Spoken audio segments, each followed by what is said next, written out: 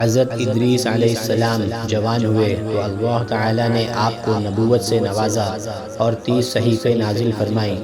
نبوت ملتے ہی آپ نے دعوت و تبلیغ کا کام شروع کر دیا۔ مسلسل دعوت دینے کے باوجود تھوڑے سے لوگوں نے ایمان قبول کیا اور اکثر لوگ جھٹلانے اور ستانے میں لگے رہے۔